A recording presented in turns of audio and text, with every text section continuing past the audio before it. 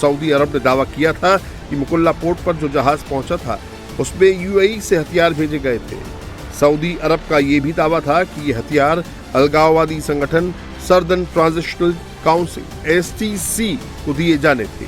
यानी यूएई ने सऊदी अरब के इन आरोपों को पूरी तरह से गलत बताते हुए कहा था कि ये यमन भेजी गई खेप में हथियार नहीं थे, बल्कि आर्म्ड व्हीकल थे जिनका इस्तेमाल वहां मौजूद यूएई के सैनिक करने वाले थे। तब माना जा रहा था कि अब ये जंग सऊदी अरब बनाम यूएई होगी, लेकिन यूएई ने इससे अपना पैर खींच लिया। तब यमन ने यूएई की फौज को 24 घंटे के भीतर यमन छोड़ने का फरमान सुनाया, जिसके बाद यूएई ने यमन से अपनी फोर्स को वापस बुला लिया। लेकिन जैसे यमन से यूएई की फोर्स की वापसी हुई, वैसे ही सऊदी अरब ने एक बार फिर यमन पर एयर स्ट्राइक की और निशाने पर थे एसटीसी के लड़ाके।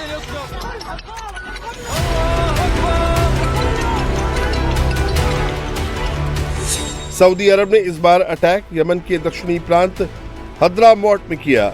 अलगाववादी संगठन सर्दर्न ट्रांजिशनल काउंसिल के एक ठिकाने को निशाना बनाया गया।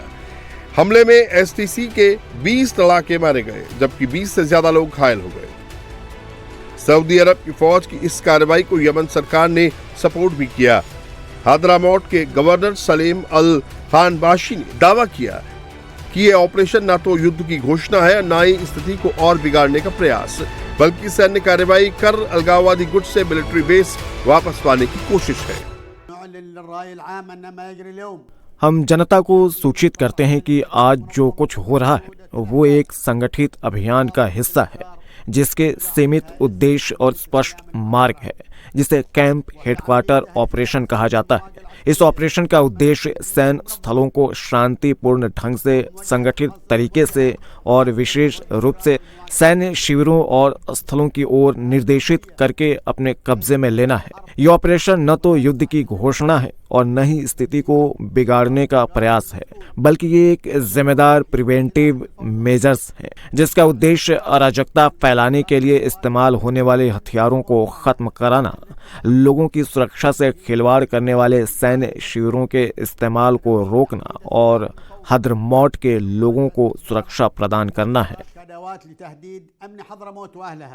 दरअसल सऊदी अरब की फौज ने जिस अलगाववादी संगठन एसटीसी पर अटैक किया है वो यमन का एक अलगाववादी संगठन है, जो यमन के दक्षिणी हिस्से को आजाद कराने के लिए जंग लड़ रहा है। दक्षिणी प्रांत हद्रामौत में सैन्य ठिकानों पर अलगाववादी संगठन एसटीसी का कब्जा है।